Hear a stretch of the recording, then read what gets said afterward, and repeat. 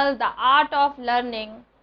तो इस पेंडेमिक में हम लोग सभी कहीं ना कहीं निराश हैं, कहीं ना कहीं स्ट्रेस्ड आउट हैं, डिप्रेस्ड हैं। इसमें बच्चे जो हैं सबसे ज़्यादा सफ़र कर रहे हैं, उनको सबसे ज़्यादा प्रॉब्लम फेस करनी पड़ रही है, क्योंकि हम बड़े तो अपनी प्रॉब्लम एक दूसरे से डिस्कस कर लेते हैं, लेकिन बच्चे हिचकिचाते हैं अपनी प्रॉब्लम डिस्कस करने से अपने माता पिता के साथ या किसी भी बड़ों के साथ। ठीक है, उन्हें ऐसा लगता है कि मम्मी और डैडी डांट रहे हैं मुझे अच्छे रिजल्ट नहीं करने के लिए, उनके ऊपर अच्छे रिजल्ट करने का प्रेशर है, कहीं ना कहीं अपने क्लास में जो है अच्छा परफॉर्म करने का प्रेशर है। लेकिन इसके पीछे उनका जो एक साइकोलॉजी है उसको समझने की बहुत ज़रूरत है।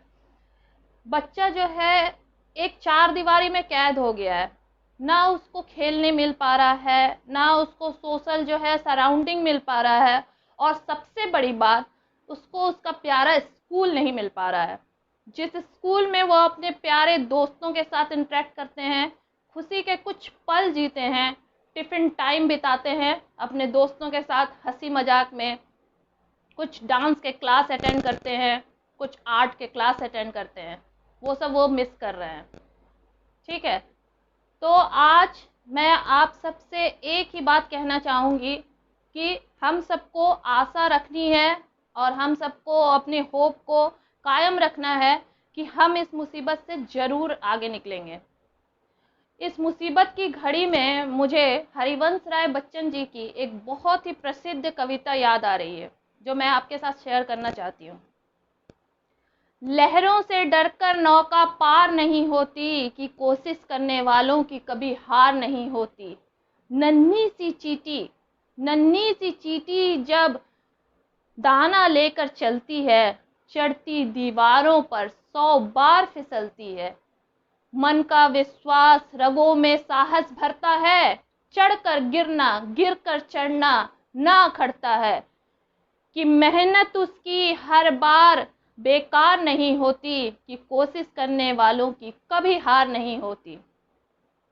डुबकियां सिंधु में गोताखोर लगाता है, डुबकियां सिंधु में गोताखोर लगाता है, जा जाकर खाली हाथ लौट आता है, कि मिलते नहीं सहज ही मोती गहरे पानी में, दुगना बढ़ता उत्साह उसी हैरानी में, कि मुट्ठी उसकी खाली हर बार नहीं होती, कि कोशिश करने वालों की कभी हार नहीं होती।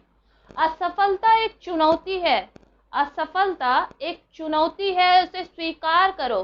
क्या कमी रह गई देखो और सुधार करो। जब तक ना सफल हो नींद चैन को त्यागो तुम, कि संघर्ष का मैदान छोड़कर मत भागो तुम। कुछ किए बिना ही जय जयकार नहीं होती, कि कोशिश करने वालों की कभी हार नहीं होती। तो आपको कभी हारना नहीं है, आपको कभी भी अपने सिचुएशन से पीठ नहीं दिखानी है। ठीक है, उसका डटकर सामना करना है।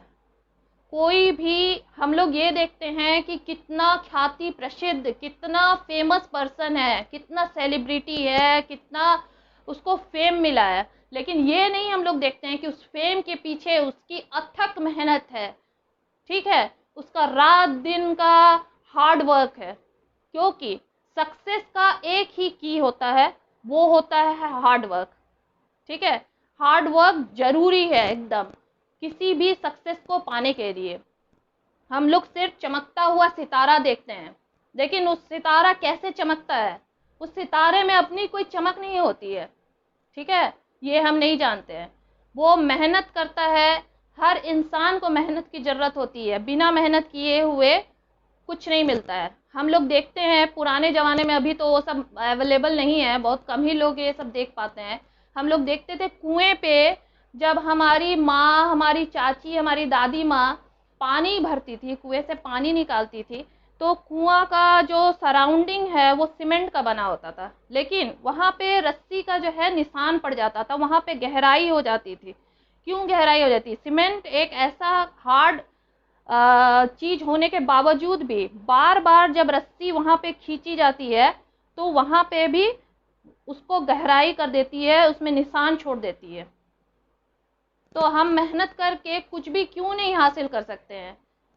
ठीक है, हमको सिर्फ ये नहीं देखना है कि कोई कैसे सक्सेसफुल हुआ, बल्कि ये सीखना है कि हम जो फेल हुए हैं किसी चीज में, तो उसमें हमारी क्या कमी रह गई है, कहीं ना कहीं कुछ तो प्रॉब्लम है। और उस प्रॉब्लम को मैं यही बोलूँगी कि आप प्लीज़ अपने पेरेंट्स के साथ डिस्कस करिए। हाँ, उनको हो सकता है कि वो कभी आपको डांट देते हैं अच्छे रिजल्ट नहीं होने के कारण, या कभी आपको बुरा भला बोल देते हैं, उसका आप बिल्कुल भी जो है अपने दिल पे बात मत लीजिए। और ये जानिए कि माता पिता से बड़ा वेल विशर कोई नहीं हो सकता है। जब आप उनको अपनी प्रॉब्लम बताएंगे कि आपको कहीं कठिनाई हो रही है, क्या प्रॉब्लम हो रही है, तो वो आपको ज़रूर कुछ ना कुछ सॉल्यूशन बताएंगे। और सबसे पहले आपको अपने ऊपर विश्वास रखना होगा, ठीक है। आपको ये सोचना होगा कि कोई भी चीज़ इम्पॉसिबल नहीं होती है। ये बोलना बिल्कुल ही गलत है कि ये भाई ये तो मेरे बस की बात नहीं है, ये तो फर्स्ट बॉय है इसलिए वो ऐसा रिजल्ट करता है, मेरा तो दिमाग कहीं मोटा है, कहीं जो है मेरे दिमाग में ये सब बातें नहीं आती हैं, उसका दिमाग बहुत तेज है।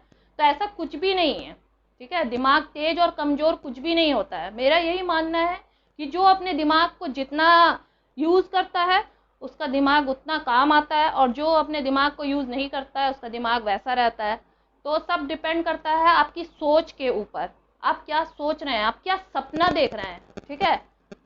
बोलता है ना, स्काई इज द लिमिट। तो अपने सपनों को उड़ान दीजिए, उसको पंख दीजिए, उसको रोकिए मत। और उस सपने को जीने के लिए सिर्फ आप सोचिए मत, उसके पीछे आप मेहनत दीजिए।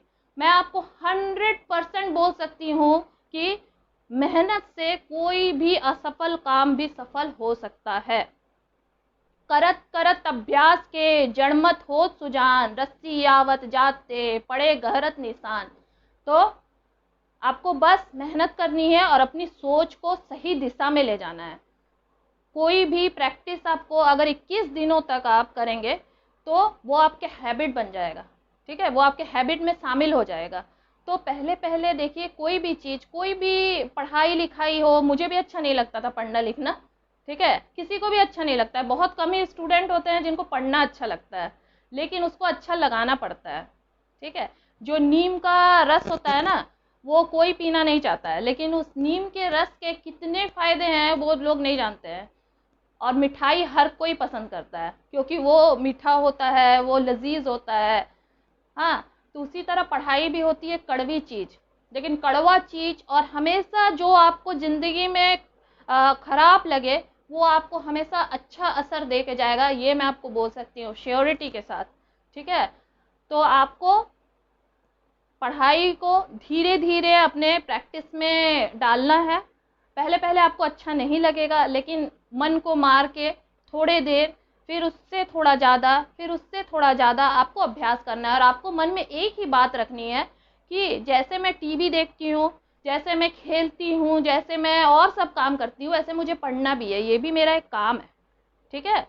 तो आपको उसमें भी मन लगाना है, और जितने देर आपका मन लगे उतने देर ही पढ़ना है। ऐसा नहीं है कि बुक खोल के बैठे हुए हैं और आप जो है टाइम पास कर रहे हैं। जब आपका मन हो, और आप धीरे धीरे पढ़ाई को बढ़ाइए।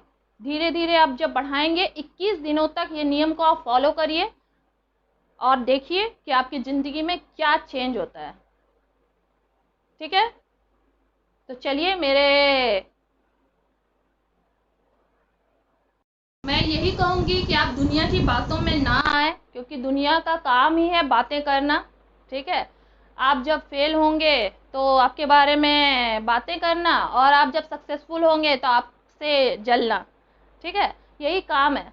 और जिसका आपके लाइफ में कोई भी कंट्रीब्यूशन नहीं है, क्यों आप उसके बेकार की बातों में अपने आप को डिप्रेस्ड कर रहे हैं, क्यों अपना जो है आप मॉरल डाउन कर रहे हैं दूसरे के बारे में। दूसरा क्या आपके बारे में थिंकिंग रखता है, उससे क्या फ़र्क पड़ता है। आप खुद अपने आप को बहुत अच्छे से पहचानते हैं, बहुत अच्छे से। और हर इंसान में ये कैपेबिलिटी होता है कि वो कुछ भी कर सकता है। मैं आपको बोल रही हूँ, कुछ भी कर सकता है। मैंने अपने लाइफ में नॉर्मल लोगों में कुछ ऐसे ऐसे एग्जाम्पल देखे हैं जो लोग कहते थे कि इससे क्या होगा, उससे क्या होगा। कुछ ऐसे बच्चों को देखा है मैंने जो टॉडलर क्लास 1 से 4 तक ऐसा रिजल्ट करते थे कि मैंने किसी तरह से पास करते थे, ठीक है। लेकिन क्लास 5 से उनमें ट्रिमेंडस चेंज हुआ, क्योंकि उनको कहीं ना कहीं से खुद में ये लगा कि अरे मैं भी ऐसा कर सकती हूँ, मैं क्यों नहीं अच्छा कर सकती हूँ। और उन्होंने लाइफ को ऐसे चेंज किया ना, ऐसे चेंज किया, मैं क्या बताऊँ आपको। इतना मेहनत और इतना हार्ड वर्क किया ना कि सब देखते ही रह गए कि अरे ये क्लास में कैसे फर्स्ट हो गई, अरे इसके 99% कैसे आ गए। और हाँ, एक बात जरूर ध्यान रखें कि परसेंटेज से कुछ नहीं होता है।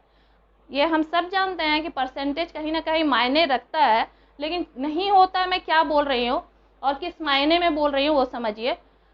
बहुत ऐसे बच्चे हैं जिनको बहुत कुछ आता है, लेकिन एग्जामिनेशन में कहीं ना कहीं वो अपना 100% नहीं दे पाते हैं, लेकिन उसको नॉलेज होता है।